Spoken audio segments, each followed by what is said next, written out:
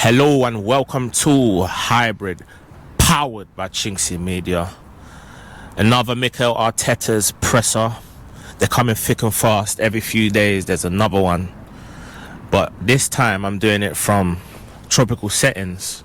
So if you hear any weird things in the background, it's because I'm doing it in the middle of a forest. Oh yeah.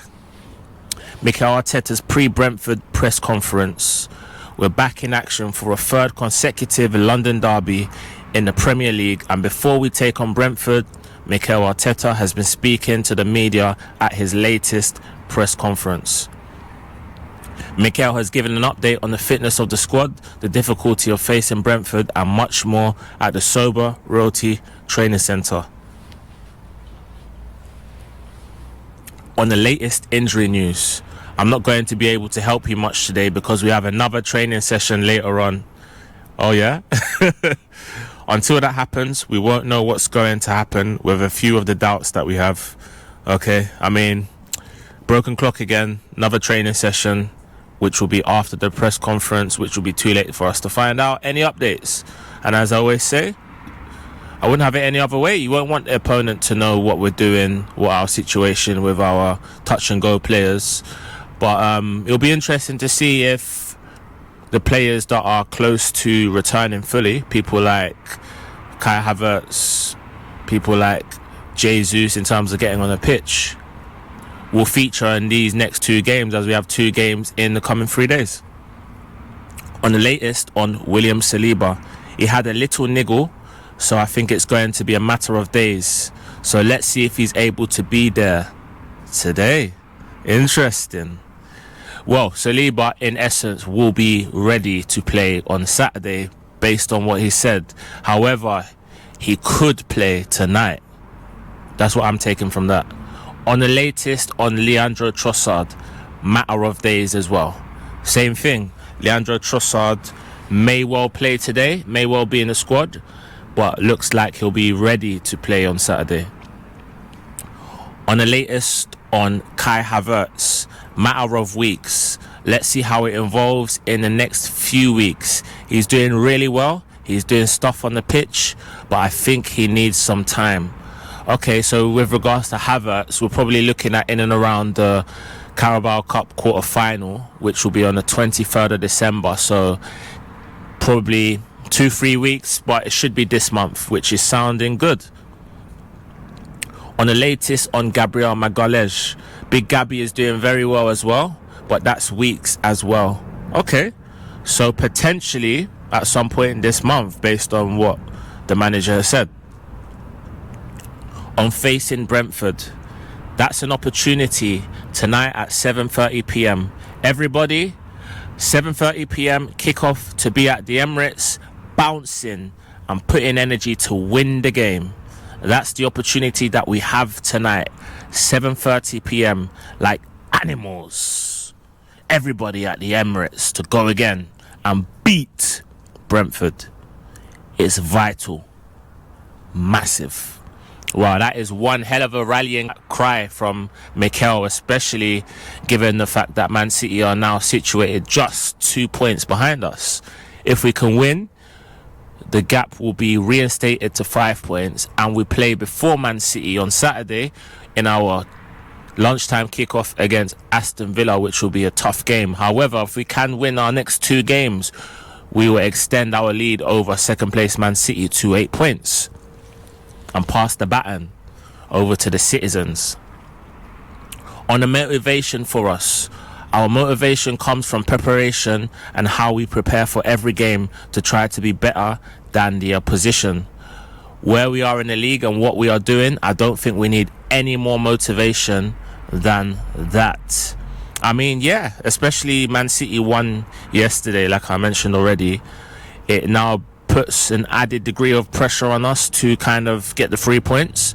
However, I don't think we're relenting in what we're looking for. It's obvious what our goal is, which is to win the league. So to win the league, you need to be consistent, incredibly consistent.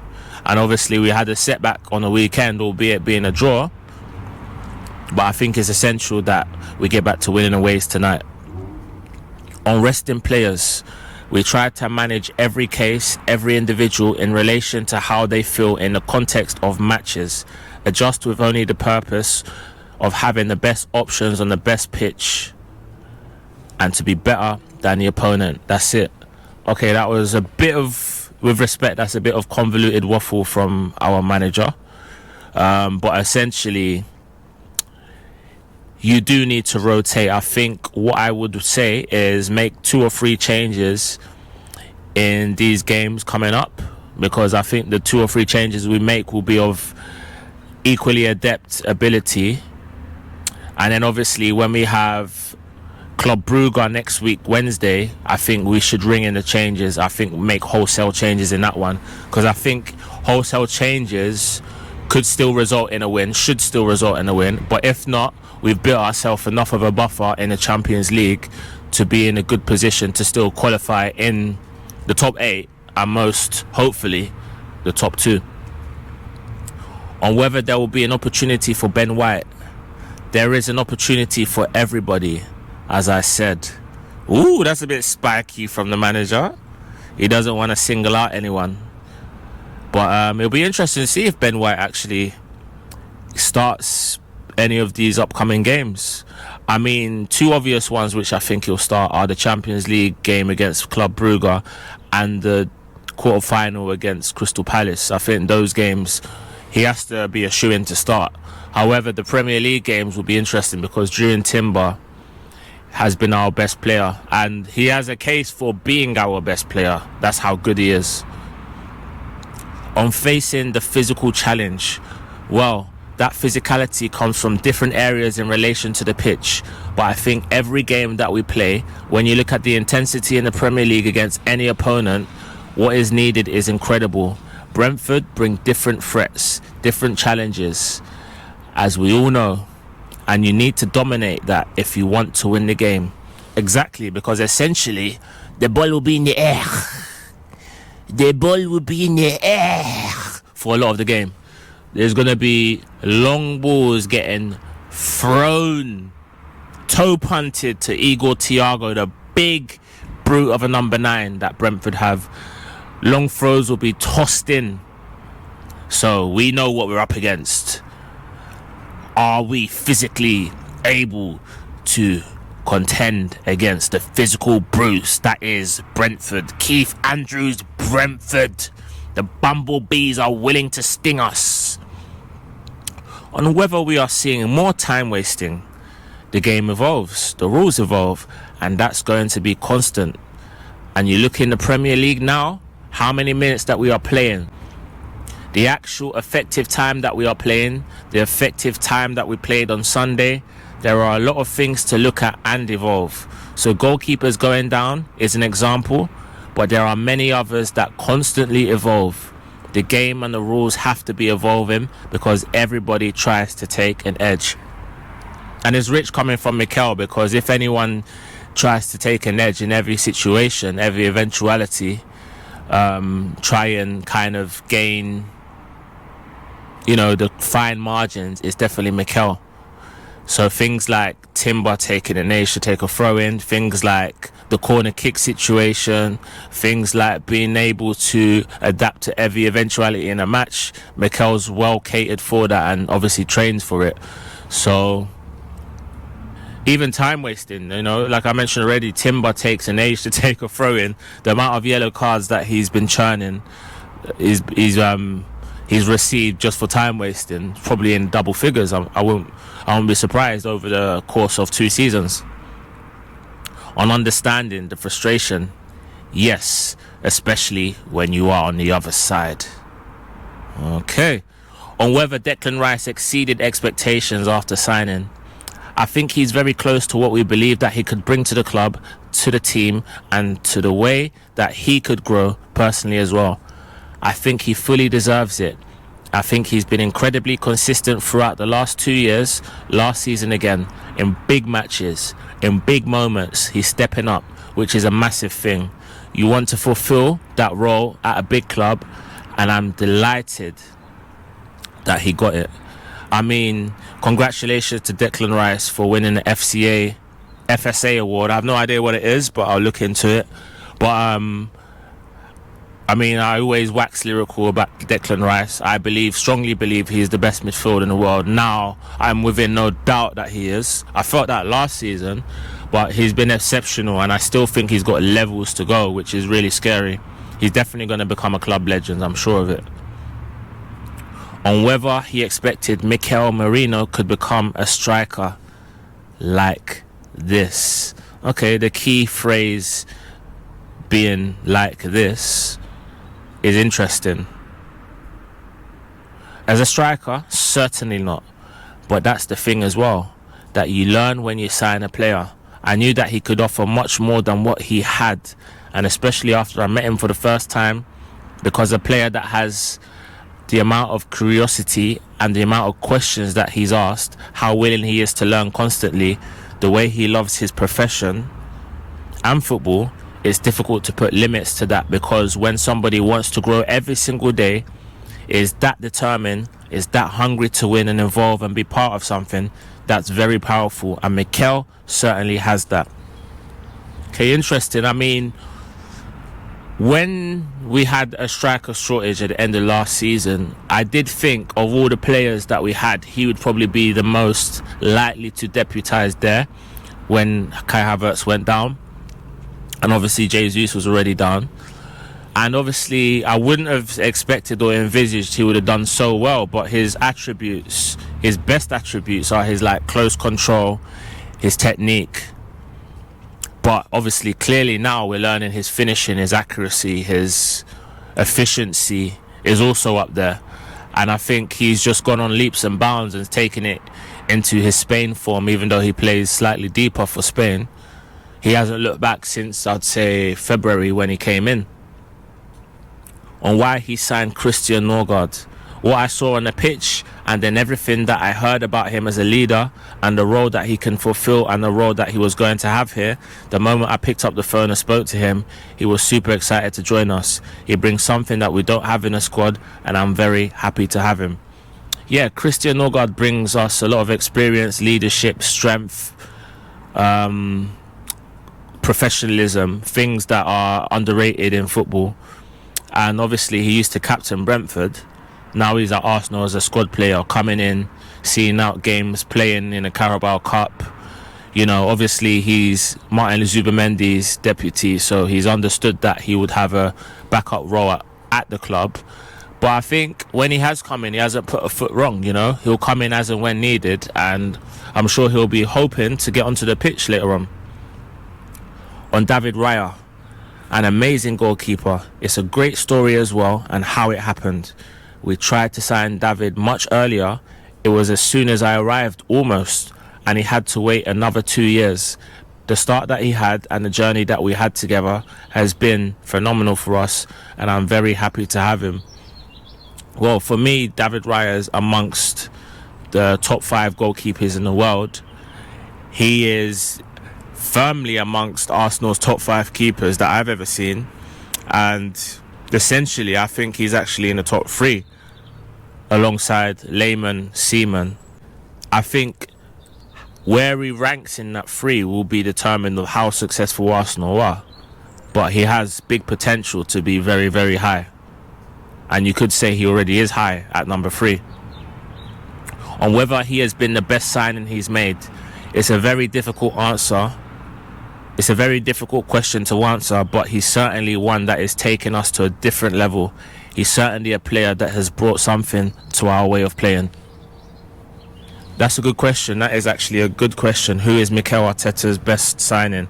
I mean, a quick short list of Gabriel, Odegaard, Declan Rice, Timber is already a conundrum in itself, but then I've probably missed out a load of players, but that was just the top of my head. But value for money, you probably saying Gabriel, just the fact that we bought him for relatively cheap, and if we were to sell him now, we're talking about 100 million plus.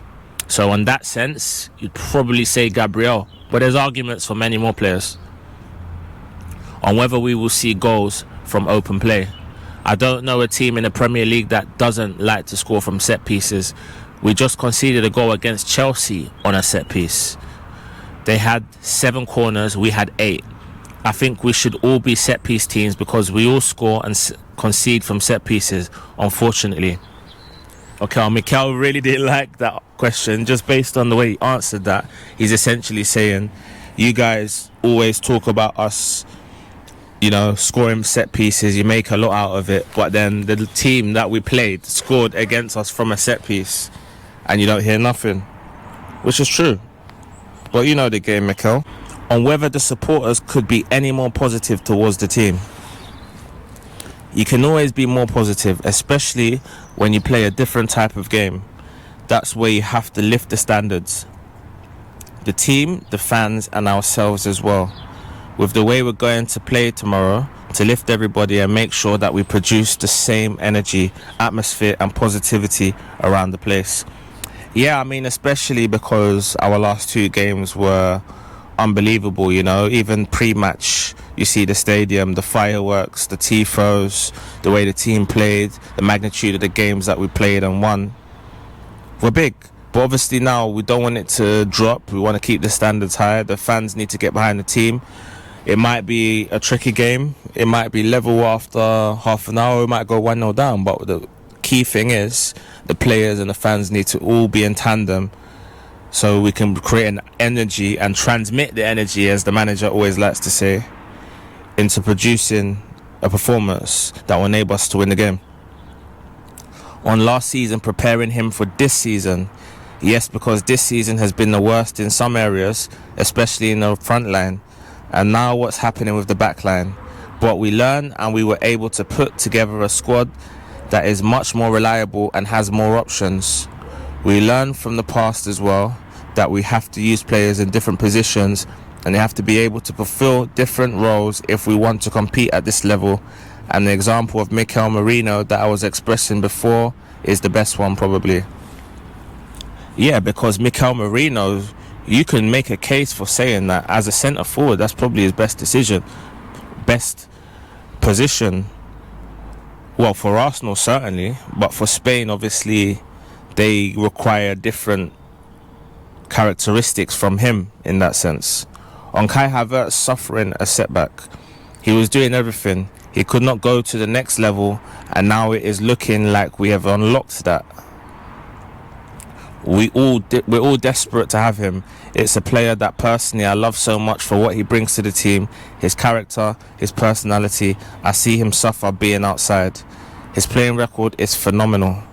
He's always been available, and I can't wait to have him back around the team playing now, because I think it's going to be a massive boost for the team. It'll be good to see Kai Havertz and Victor Gyökeres going hanger and tongue at it to see who starts. I think it will bring the best out of both to have 2 strikers that are, fighting for one spot. But I do think both players can actually have a role, whether they share it or not. I think it's to Arsenal's benefit either way. On Declan Rice being a lighthouse, that's the way I perceived him, that he could potentially be in a lighthouse, and now he's become a lighthouse, which is very difficult to do at a big club like Arsenal, but he fully deserves that. He's done it with every step of the way. First of all, behaving, acting and with performances and an attitude that are at the highest level. He's one that I'm sure, myself for sure, the club for sure, we're going to have him here for many years. Well, I've been hearing that he's on the cusp of signing a new contract, so hopefully he can sign a new contract, because he's in the form of his life right now and he looks like he's gone on to another level. But like I said earlier on, I still think he can get better, which is scary. On what he learned from a big week, well, starting from Spurs, I learnt a lot as well about the international break again and what happened. For example, what happened with Gabby and how can we correct that so that it never happens again. And we played a team game in a way that, again, we have to learn, and watching them, you always learn from it. Bayern Munich brought different qualities, players that you don't see weekly, but we needed the potential of it and obviously what they were doing, and we took a lot from them. Then last week, the same amount of games that you have to play within a game, and what happened at Stamford Bridge, in that sense, it's enormous, because I think it's the perception of what happened and actually what happened and why it happened. So it was a huge learning. Okay, that was a bit confusing. That was a bit, but what I do get from that, what I take from that, is the fact that Gabriel getting injured from his time on international duty with Brazil against Senegal has enabled him to now give other players an opportunity to play. People like Nketiah now have stepped up and they'll get a run of games, and they also now can build up match fitness. Our games against Bayern Munich and Chelsea, meant that we had to be at our best to kind of compete to get what we needed from the game, albeit against Chelsea we're probably disappointed that we didn't take advantage playing against 10 men. On how he prepares during this busy period, there is a balance to it, obviously, and depending, sometimes we play 3 days after, sometimes 4 days after. Obviously, the schedule brings a scenario that is 3 and 3, so we are used to it. We altered the preparation, probably in the physical part, a little bit more, but rely much more on principles and what we have to do, and then tweak what we have to do in relation to the opponent's strengths and weakness. Okay, but in fairness, Aston Villa, our opponents on Saturday, did also play on Sunday. They played today as well, and they'll play on Saturday, so it's exactly the same for them. Brentford did play Saturday, but I'm presuming they're going to play Saturday as well. So I think we have the squad to cope with it, so I don't think we should really be complaining about that, because we've set ourselves up to deal with that with having a strong squad. So that gives us ample room for rotation without having to worry about a quality drop. On whether he sees fixtures as blocks of games, sometimes yes, sometimes no. Sometimes you play against back four or teams that are very direct and rely or want to take the game to a restart or a set piece, or against other teams that are completely different. We faced for a period of time a lot of back fives and low blocks. Then this block of 3 games has been different. So sometimes you are lucky. So you say, okay, now for this period, this is going to help us for the next few games. Sometimes you just have to alter it. Well, to be honest, I think Mikel answered a completely different question. When the reporter was asking blocks of games, I think he meant in a sense that we had a block of 3 tough games against higher level opponents, whereas you might be coming up against a block of mid-table sides, and then you might be coming up against a block of relegation threatened sides. However, the way Mikel answered it was the type of football that they'll play, the type of tactics we'll be up against. Whether that's deliberate, your guess is as good as mine. On William Saliba's injuries being random, well, the ankle one, it was a really random and a very unlucky action that kept him out for a few weeks. He tried at Anfield, he wasn't comfortable, and he had to stay away, and this one as well. Very bizarre. But hopefully, it will be a matter of days. To be honest, if William doesn't play on today, I'll probably prefer that, because it means he will be more ready for Saturday. I don't think we necessarily need him as much for today than we do Saturday, and it also gives another opportunity for Christian Mosquera to get some more game time and some more experience playing with Piero Nketiah.